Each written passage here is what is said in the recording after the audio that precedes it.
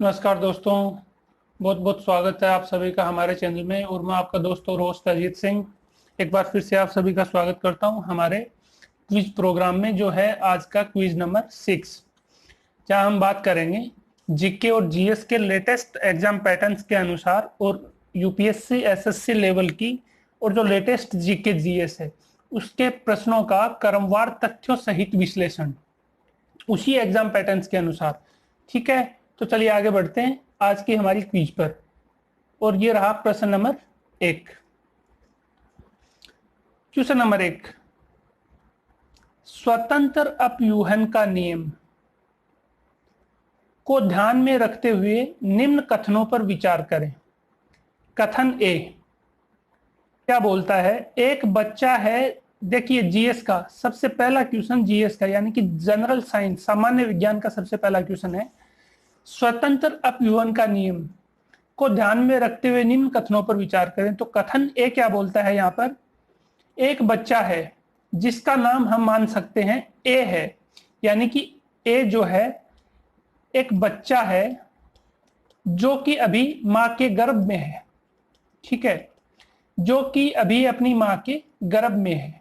कथन ए बोलता है एक बच्चा है जिसका नाम हम ए मान सकते हैं जो कि अभी अपनी मां के गर्भ में है, बच्चा ए। दूसरा कथन अक्स क्या बोलता है?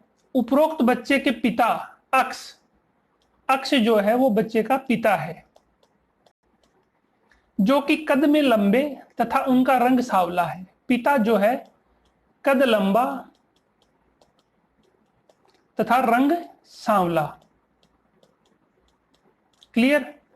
कथन वाई क्या बोलता है? उपरोक्त बच्चे की माता वाई जो कि कद छोटा तथा रंग गोरा है। इसकी माता है वाई जिसका कद छोटा है तथा रंग गोरा है। ठीक है, रंग गोरा कद छोटा, पिता का कद लंबा रंग सांवला, जो बच्चा अभी गर्भ में है। ठीक है, तो उपरोक्त तथ्यों को ध्यान में रखते हुए बालक ए में किस आनुवंशिक लक्षण की पुनरावृत्ति होगी? देखिए अभी बात करते हैं इस क्वेश्चन की, फिर इसका आंसर जो है इन कूट में से और हमें सेलेक्ट करके देना है। ठीक है, तो सबसे पहले हम बात करते हैं इस क्वेश्चन की स्वतंत्र अपव्यूहन का नियम। देखिए ये स्वतंत्र अपव्यूहन का नियम जो है ये दिया गया था प्रसिद्ध वैज्ञानिक ग्रिंगर जोहन मेंडल, और इसीलिए इसे मेंडल का आनुवंशिकता का नियम भी बोलते हैं। ये ग्रिंगर जोहन मेंडल जो थे इनको आनुवंशिकता का जनक बोला जाता है, आनुवंशिकता का जनक यानी कि father of heredity. Gregor Johann Mendel father of heredity. ठीक है, ये तो हो गया मेंडल के बारे में जिन्होंने स्वतंत्र अपव्यूहन का नियम दिया। अब देखिए बात करते हैं इस स्वतंत्र अपव्यूहन का नियम की। तो ये नियम क्या बोलता है? ये नियम बोलता है कि वंशानुगत लक्षणों की आवर्ती यानी कि आनुवंशिक लक्षणों की जो आवर्ती है, आनुवंशिक लक्षणों की आवर्ती, यहाँ पे आनुवंशिक लक्षण क्या है? कद लंबा, रंग सांवला, कद छोटा और रंग गोरा, ये आनुवंशिक लक्षण है। तो ये स्वतंत्र अपव्यूहन का नियम बोलता है कि आनुवंशिक या वंशानुगत लक्षणों की जो आवर्ती है वो एक पीढ़ी से दूसरी पीढ़ी में स्वतंत्र रूप से होती है, स्वतंत्र रूप से, और एक पीढ़ी से दूसरी पीढ़ी में और आनुवंशिक लक्षणों की आवर्ती होती है, तथा यह किसी दूसरे लक्षण की वंशानुगति से प्रभावित भी नहीं होते हैं, यानी कि किसी दूसरे लक्षण की वंशानुगति से और प्रभावित नहीं होते हैं। ठीक है, अब देखिए यहां इस लक्षणों के माध्यम से समझिए, हमने क्या पूछा कि बच्चा ए जो कि अभी गर्भ में है अपने माता अक्ष, पिता अक्ष तथा माता अक्ष का अंश है, इन दोनों का मिला जुला स्वरूप है। पिता जो है लंबा है, सांवला है, माता जो है छोटी है कद में और रंग गोरा है। कौन से लक्षण की पुनरावृत्ति होगी? तो देखिए अब इनमें इस स्वतंत्र अपव्यूहन के नियम के अनुसार देखें तो इनमें से किसी भी लक्षण की आवर्ती बच्चे में हो सकती है, और ये आवर्ती जो होगी वो एक दूसरे लक्षण से प्रभावित भी नहीं होगी। तो इसके अनुसार ऑप्शन कह क्या बोलता है? कद लंबा तथा रंग सांवला, यानी कि पिता का कद लंबा है और पिता का रंग सांवला है, तो हो सकता है कि दोनों लक्षण पिता के ही आ जाए। बिल्कुल सही है, हो सकता है। इसके बाद कद छोटा तथा रंग गोरा। देखिए माता का रंग है छोटा, कद है छोटा तथा रंग है गोरा। हो सकता है पिता का कोई लक्षण ना आए, दोनों के दोनों लक्षण माता के आ जाएं। ठीक है, पिता के दोनों लक्षण छूट जाएं, ये भी हो सकता है, बिल्कुल करेक्ट है। इसके बाद कद लंबा तथा रंग गोरा। देखिए पिता का कद लंबा है, रंग सांवला है, माता का कद छोटा है, रंग गोरा। हो सकता है कद पिता का और रंग गोरा माता का। कद लंबा तथा रंग गोरा, एक लक्षण पिता का एक लक्षण माता का भी आ सकता है, बिल्कुल सही आ सकता है। इसके बाद घ क्या बोलता है, कद छोटा तथा रंग सांवला। देखिए पिता का कद जो है वो, पिता का रंग जो है वो सांवला है, माता का कद जो है छोटा है। हो सकता है कद माता का आ जाए, रंग पिता का आ जाए। कद छोटा तथा रंग सांवला, ये भी आ सकता है। इसका मतलब ये चारों के चारों ऑप्शन बिल्कुल करेक्ट हैं। इसलिए ऑप्शन ड, उपरोक्त में से कोई भी, यानी कि हमने क्या पूछा, उपरोक्त तथ्यों को ध्यान में रखते हुए बालक ए में किस आनुवंशिक लक्षणों की पुनरावृत्ति होगी, तो उपरोक्त में से किसी भी आनुवंशिक लक्षण की पुनरावृत्ति हो सकती है। इस प्रकार ऑप्शन ड हमारा राइट आंसर हो गया। क्लियर। ये जीएस सामान्य विज्ञान का एक क्वेश्चन है, बहुत ही इंपॉर्टेंट है जीके जीएस के अकॉर्डिंग। ठीक है, आगे बढ़ते हैं अगले क्वेश्चन पे। क्वेश्चन नंबर 2 क्वेश्चन नंबर 2, नीचे दिए गए विकल्पों में सूची 1 को सूची 2 से सुमेलित कीजिए। देखिए जितने भी क्वेश्चन मैं ला रहा हूं आपके लिए, ये सारे के सारे लेटेस्ट यूपीएससी एसएससी के जीके जीएस के पैटर्न के आधार पर हैं। आजकल वो राष्ट्रपति कौन है, राज्यपाल कौन है, राजधानी कहाँ है, ये किसने किया, वो किसने किया, ये पुस्तक किसने लिखी, ऐसे क्वेश्चन बहुत ही कम पूछे जाते हैं। आजकल क्वेश्चन तो एक होता है, लेकिन उसी में 4 या 5 क्वेश्चन डाल देता है अगला। ये पैटर्न हो गया है लेटेस्ट एग्जाम का, लेटेस्ट जीके जीएस का। तो अगर पढ़ाई करनी है तो इस हिसाब से करनी है, तब तो जाके सिलेक्शन के चांसेस बनेंगे। अदरवाइज आप सोचो कि राजधानी, राज्यपाल, पुस्तक ये याद करके अगर सिलेक्शन ले ले, तो आजकल का पेपर का पैटर्न वो बचा नहीं है। तो उस कंडीशन में सिलेक्शन की संभावना बहुत कम है। आजकल तो अगर पढ़ाई करनी है तो इसी अकॉर्डिंग, इसी मेथड के अनुसार पढ़ाई करनी है, तब जाके सिलेक्शन के चांसेस बनेंगे और आपकी पेपर की जो प्रैक्टिस है वो भी उसी के अकॉर्डिंग हो पाएगी। ठीक है, इसलिए मेरा आपको एक सलाह है कि पढ़ाई जब भी करें तो इसी के अकॉर्डिंग करें, ताकि पेपर की प्रैक्टिस भी बनी रहे और सिलेक्शन के चांसेस बढ़े। हम रट्टा मार के याद करके और आजकल के एग्जाम्स में सिलेक्शन ले नहीं पाएंगे। ठीक है, तो चलिए आगे बढ़ते हैं क्वेश्चन नंबर 2 पर। क्वेश्चन नंबर 2 क्या बोलता है, नीचे दिए गए विकल्पों में से सूची 1 को सूची 2 से सुमेलित कीजिए। सूची 1 में क्या है, विभिन्न प्रावधान, और सूची 2 में क्या है, संबंधित अधिनियम। देखिए ये संवैधानिक विकास, हमारा जो संवैधानिक विकास है ब्रिटिश शासन के समय से चलता आ रहा है। संवैधानिक विकास हम सभी जानते हैं, ब्रिटिश शासन के विभिन्न अधिनियम, विभिन्न कानून, वहां से हमारे संविधान में बहुत सी चीजें लेकर शामिल की गई हैं। ठीक है, तो ये संवैधानिक विकास के क्रम में जो ब्रिटिश शासन के समय जो प्रावधान थे, वो प्रावधान दिए गए हैं सूची 1 में, और उनसे संबंधित अधिनियम जो कि ब्रिटिश शासन से संबंधित ही हैं, वो अधिनियम दिए गए सूची 2 में। तो हमें सेलेक्ट ये करना है कि इनमें से कौन सा प्रावधान कौन से अधिनियम में दिया गया है। तो सबसे पहले क्या बोलता है, उत्तरदायी शासन व्यवस्था। उत्तरदायी शासन व्यवस्था का जो सबसे पहले जो प्रावधान दिया गया था वो कौन से अधिनियम में दिया गया था, तो देखिए ये दिया गया था अधिनियम, भारत शासन अधिनियम 1919 में, और सबसे पहले उत्तरदायी शासन व्यवस्था का प्रावधान दिया गया था। तो A = 3। ठीक है, अब बात करते हैं ऑप्शन बी, सांप्रदायिक निर्वाचन प्रणाली। सांप्रदायिक निर्वाचन प्रणाली से तात्पर्य है कि धर्म के आधार पर और वोट बैंक फिक्स कर दिया, यानी कि मुस्लिम, जितनी संख्या मुस्लिमों की है, कितनी संख्या है उतनी संख्या के हिसाब से वोट बैंक फिक्स कर दिया, वोट बैंक। ठीक है, हिंदुओं की कितनी संख्या है, संख्या के आधार से वोट बैंक। ऐसे करके सांप्रदायिक निर्वाचन प्रणाली का सबसे पहले प्रयोग और कौन से अधिनियम में किया गया, तो वो है अधिनियम भारत शासन अधिनियम 1909। ठीक है, सांप्रदायिक निर्वाचन प्रणाली का सबसे पहले उपयोग किया गया भारत शासन अधिनियम 1909। तो बी का हो गया 01। क्लियर।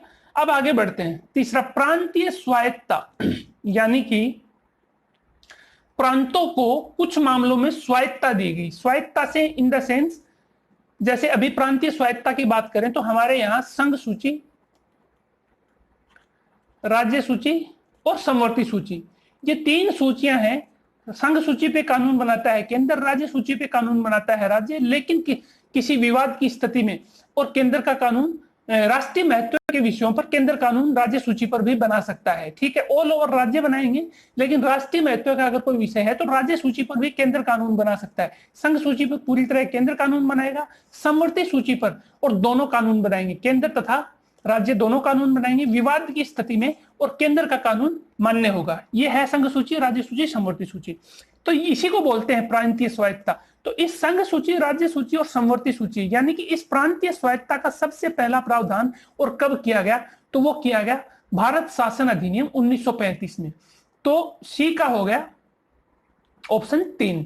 ठीक है, अब उच्च न्यायालय, उच्च न्यायालयों की स्थापना, देखिए भारत में सबसे पहले उच्च न्यायालयों की स्थापना कब हुई, तो देखिए मद्रास, बंबई और कलकत्ता, ये 3 उच्च न्यायालय और हमारे यहां सबसे पहले स्थापित किए गए अंग्रेज सरकार के द्वारा, मद्रास, बंबई और कलकत्ता। और इन उच्च न्यायालयों की जो स्थापना है वो की गई भारत परिषद अधिनियम 1861 के द्वारा। ठीक है, भारत परिषद अधिनियम 1861 के द्वारा सबसे पहले और भारत में 3 उच्च न्यायालयों की स्थापना की गई। कौन कौन सा, मद्रास, बंबई तथा कलकत्ता में 3 उच्च न्यायालय। ठीक है, तो डी उच्च न्यायालय स्थापना हो गया भारत परिषद अधिनियम 1861, तो डी का हो गया 2। इस प्रकार A3, B1, C3, D2 ये कौन से कूट में दिया गया है हम देखें तो सबसे पहला कूट A2 ये गलत है, A2 A3 होना चाहिए। B में दिया गया है A3 clear, B1 clear, C3 ये भी गलत हो गया, C3 होना चाहिए। ठीक है,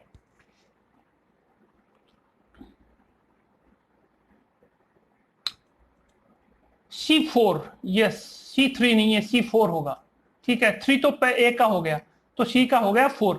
भारत शासन अधिनियम 1919, प्रांतीय स्वायत्तता हमने बात की, भारत शासन अधिनियम 1935। ठीक है, तो सी का हो गया 4। ठीक है, तो इसमें देखिए कूट संख्या बी बिल्कुल राइट आंसर है, A3, B1, C4, D2, A3, B1, C4, D2। इस प्रकार कूट संख्या बी हमारा राइट आंसर हो गया। क्लियर, आगे बढ़ते हैं अगले क्वेश्चन पर।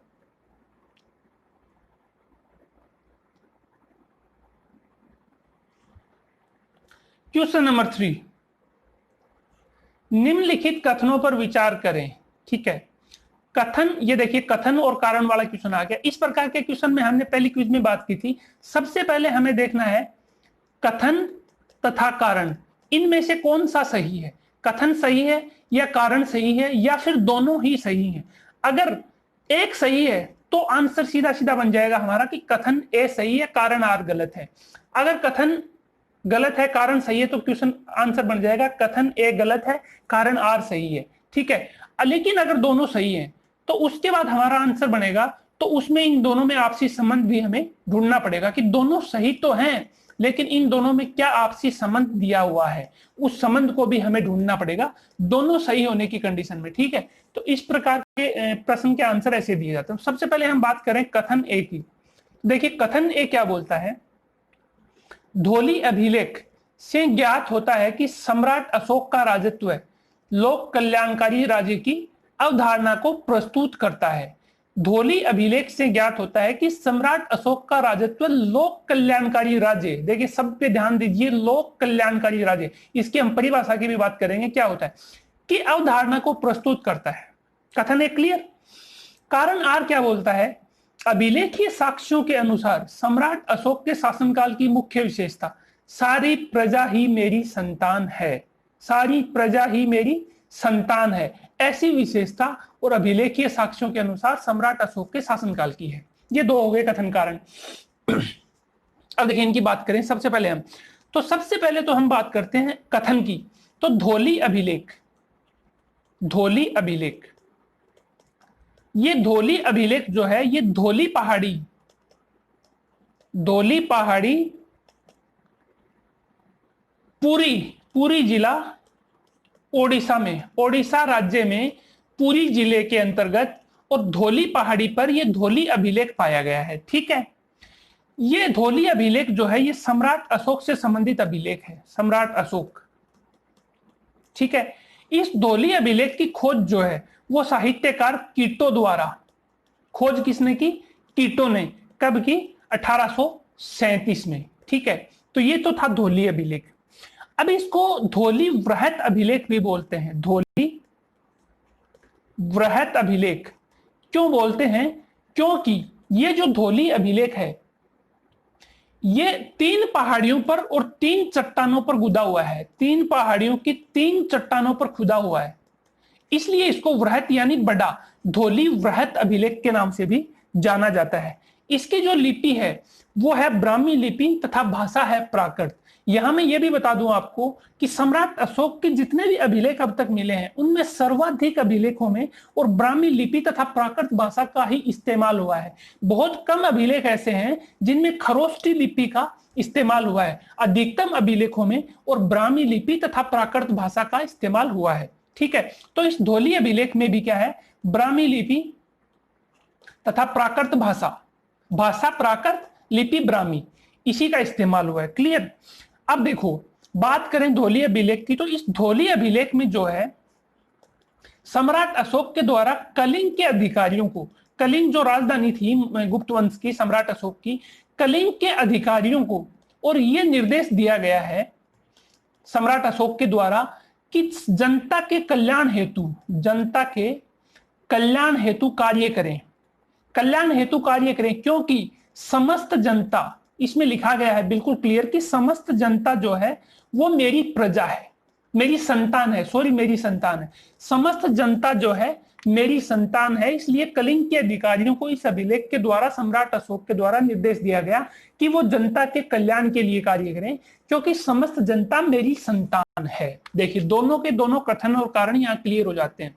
सबसे पहले लोक कल्याणकारी राज्य, यानी कि लोक कल्याणकारी राज्य की परिभाषा की हम बात करें तो इसका अर्थ है कि जो सरकार है या जो राजा है वो जनता के कल्याण के लिए कार्य करे, कल्याण के लिए। तो देखिए, जब धौली अभिलेख में इस बात का साफ साफ वर्णन है कि समस्त जनता मेरी संतान है, इसलिए इसके कल्याण के कार्य किए जाएं, तो ये चीज बिल्कुल क्लियर हो जाती है कि सम्राट अशोक का राजत्व लोक कल्याणकारी राज्य की अवधारणा को प्रस्तुत करता है। ठीक है, बिल्कुल सत्य कथन। अभी कारण आर की बात करें तो अभिलेखीय साक्ष्यों के अनुसार सम्राट अशोक के शासनकाल की सारी प्रजा ही मेरी संतान है। तो देखिए, हमने बात की धौली अभिलेख में क्लियर लिखा हुआ मिला है कि समस्त जनता मेरी संतान है, तो कारण आर भी बिल्कुल क्लियर हो गया। अभी देखिए, इनमें आपसी संबंध की बात करें दोनों में, तो जब सारी प्रजा ही मेरी संतान है, इसका मतलब क्या हुआ? लोक कल्याणकारी राज्य। तो इन दोनों में संबंध भी हो गया, यानी कि कारण आर जो है कथन ए की व्याख्या भी करता है। तो अभी कूट में से इसका राइट आंसर हम देखें तो पहला कूट क्या बोलता है? कै क्या बोलता है? कथन ए तथा कारण आर दोनों सही हैं, परंतु कारण आर कथन ए की सही व्याख्या प्रस्तुत नहीं करता है, नहीं व्याख्या करता है, तो ये गलत हो गया। दूसरा बोलता है कै, कथन ए गलत है परंतु कारण आर ये भी गलत है, क्योंकि दोनों सही हैं। तीसरा गै बोलता है कथन ए तथा कारण आर दोनों सही हैं तथा कारण आर कथन ए की सही व्याख्या प्रस्तुत करता है। बिल्कुल राइट आंसर हो जाएगा ऑप्शन ग, यानी कि कथन और कारण दोनों सही हैं, कारण कथन की व्याख्या भी प्रस्तुत करता है, यानी कि आपसी संबंध भी है। तो ऑप्शन ग यहाँ पे हमारा राइट आंसर हो गया। क्लियर? आगे बढ़ते हैं अगले क्वेश्चन पर, जो है क्वेश्चन नंबर 4। क्वेश्चन नंबर 4 निम्नलिखित कथनों पर विचार करें। अगेन कथन और कारण का क्वेश्चन आ गया। कथन ए क्या बोलता है? एशिया महाद्वीप को कॉन्टिनेंट ऑफ कॉन्ट्रास्ट की संज्ञा दी जाती है। ठीक है। कारण आर बोलता है एशिया महाद्वीप क्षेत्रफल के अनुसार सबसे बड़ा महाद्वीप है। ठीक है, इसका भी आंसर जो है कूट की सहायता से देना है। सबसे पहले यह देखना है कि कथन और कारण आर में से कौन सा सही है। अगर दोनों सही हैं तो इनके मध्य संबंध स्थापित करना है। ठीक है, अगर संबंध स्थापित होता है तो ठीक, नहीं होता है तो ठीक, लेकिन अगर दोनों सही हैं तो उसके बाद इनमें संबंध देखना पड़ेगा। ठीक है, तो सबसे पहले हम बात करें कथन ए की। एशिया महाद्वीप को कॉन्टिनेंट ऑफ कॉन्ट्रास्ट की संज्ञा दी जाती है। देखिए, ये बिल्कुल राइट है, कॉन्टिनेंट ऑफ कॉन्ट्रास्ट बोला जाता है। लेकिन क्यों बोला जाता है उसकी बात समझ लीजिए। एशिया महाद्वीप को कॉन्टिनेंट ऑफ कॉन्ट्रास्ट यानी कि विभिन्नताओं का महाद्वीप, कॉन्टिनेंट महाद्वीप, कॉन्ट्रास्ट यानी विभिन्नताएं, विभिन्नताओं का महाद्वीप, विभिन्नताओं का महाद्वीप की संज्ञा दी जाती है। विभिन्नताएं मतलब हमारे यहाँ एशिया महाद्वीप में और सातों महाद्वीपों में से सबसे ज्यादा सांस्कृतिक, धार्मिक तथा भौगोलिक, इन तीनों ही और रूपों में सबसे ज्यादा विभिन्नताएं एशिया महाद्वीप में पाई जाती हैं। सबसे ज्यादा विभिन्नताएं सांस्कृतिक रूप से, धार्मिक रूप से तथा भौगोलिक रूप से सबसे ज्यादा विभिन्नताएं, इसीलिए एशिया महाद्वीप को विभिन्नताओं का महाद्वीप या फिर कॉन्टिनेंट ऑफ कॉन्ट्रास्ट की संज्ञा दी जाती है। बिल्कुल ठीक, कथन ए बिल्कुल सही है और हमने बता दिया आपको कॉन्टिनेंट ऑफ कॉन्ट्रास्ट क्यों बोला जाता है। अब देखिए कारण आर क्या बोलता है, एशिया महाद्वीप क्षेत्रफल के अनुसार सबसे बड़ा महाद्वीप है। बिल्कुल सही है, सातों के सातों महाद्वीपों में सबसे बड़ा महाद्वीप क्षेत्रफल के अनुसार एशिया महाद्वीप है, ये भी बिल्कुल ठीक है। अब इनमें संबंध तो देखिए, कॉन्टिनेंट ऑफ कॉन्ट्रास्ट जो बोला जाता है वो विभिन्नताओं के आधार पर बोला जाता है, न कि क्षेत्रफल के अनुसार बड़ा होने के कारण बोला जाता है। इसका मतलब इन दोनों में कोई भी संबंध स्थापित नहीं होता है। तो इसके अनुसार क्वेश्चन का आंसर क्या होगा, ऑप्शन ए बोलता है कथन ए तथा कारण आर दोनों सही हैं, परंतु कारण आर कथन ए की सही व्याख्या प्रस्तुत नहीं करता है। बिल्कुल राइट, ऑप्शन ए हमारा बिल्कुल राइट आंसर हो जाएगा, यानी कि कथन ए तथा कारण आर दोनों सही हैं, परंतु कारण आर कथन ए की सही व्याख्या प्रस्तुत नहीं करता है। बिल्कुल राइट आंसर, क्योंकि इन दोनों में आपस में कोई भी संबंध नहीं है। क्षेत्रफल के अनुसार बड़ा है अलग तथ्य है, इस कॉन्टिनेंट ऑफ कॉन्ट्रास्ट बोला जाता है ये अलग तथ्य है, ये दोनों भिन्न भिन्न तथ्य हैं, व्याख्या नहीं करता है। तो ऑप्शन ए बिल्कुल राइट आंसर यहाँ पे हमारा हो गया। आगे बढ़ते हैं अगले क्वेश्चन पर। क्वेश्चन नंबर 5, निम्नलिखित कथनों पर विचार करें। अगेन कथन और कारण का क्वेश्चन। कथन ए क्या बोलता है, यांगटीसी क्यांग विश्व की तीसरी सबसे लंबी नदी है, तीसरी। ठीक है, कथन बोलता है, कथन दो, देखिए निम्नलिखित कथनों पर विचार करें। ये कथन कारण का नहीं है, ये सिर्फ कथनों का क्वेश्चन है। कथन एक क्या बोलता है, कथन 1 यांगटीसी क्यांग विश्व की तीसरी सबसे लंबी नदी है। कथन 2 बोलता है यांगटीसी क्यांग एशिया महाद्वीप की प्रमुख नदी है। ठीक है, बिल्कुल सही। इन दोनों कथनों, अब देखिए प्रश्न क्या है, उपरोक्त दोनों कथनों को सही मानते हुए निम्नलिखित में से कौन सा विकल्प इनकी सटीक व्याख्या करता है। यानी कि इन दोनों ही कथनों को हमें क्या मानना है, सही मानना है, और इनको सही मानते हुए हमें इस ऑप्शन में से चूज करना है कि कौन सा ऑप्शन है जो इन दोनों कथनों की और सटीक व्याख्या करता है। ठीक है, देखिए इसके लिए या कथन एक क्या बोल रहा है, यांगटीसी क्यांग विश्व की तीसरी सबसे लंबी नदी है। बिल्कुल सही है, यांगटीसी क्यांग जो है विश्व की तीसरी सबसे लंबी नदी है, जिसकी लंबाई जो है 6300 किलोमीटर है। 6300 किलोमीटर है, विश्व की तीसरी सबसे लंबी नदी है। यांगटीसी क्यांग एशिया महाद्वीप की प्रमुख नदी है। बिल्कुल सही है, ये एशिया महाद्वीप की प्रमुख नदी है जो कि चीन में स्थित है। ठीक है, अब इसके लिए और सटीक तथ्य ढूंढने के लिए क्या करना है हमें, देखिए तीसरी सबसे लंबी नदी यहां बताई गई है, तो सबसे पहले हमें विश्व की और जो 2 फर्स्ट और सेकंड लंबी नदियां हैं उनके बारे में जानकारी होनी चाहिए। हम बात करें तो विश्व में सबसे फर्स्ट नंबर पर लंबाई में जो नदी है वो है नील नदी, जिसकी लंबाई है 6650 किलोमीटर, 6650 किलोमीटर। और ये नील नदी जो है ये दक्षिणी अफ्रीका महाद्वीप में स्थित है। दक्षिणी अफ्रीका महाद्वीप की सबसे मुख्य नदी है, जो कि विश्व की सबसे लंबी नदी है, 6650 किलोमीटर फर्स्ट। दूसरी नदी जो है वो अमेजन नदी है, जिसकी लंबाई है 6400 किलोमीटर, और जो दक्षिणी अमेरिका महाद्वीप ठीक है, दक्षिणी अमेरिका महाद्वीप की मुख्य नदी है। फर्स्ट नील, दूसरी अमेजन। तो देखिए नील नदी जो है वो दक्षिणी अफ्रीका महाद्वीप की नदी है, और अमेजन जो है साउथ अमेरिका की, दक्षिणी अमेरिका की नदी है ये दक्षिणी। तो ये दोनों एशिया महाद्वीप में नहीं है, ये दोनों की दोनों नदियां फर्स्ट और सेकंड क्रम पे जो है ये दक्षिणी अफ्रीका तथा दक्षिणी अमेरिका की हैं जो कि फर्स्ट और सेकंड क्रम पे हैं। तो यांगटी सिकियांग जो कि तीसरे नंबर पर है, ये एशिया की प्रमुख नदी है।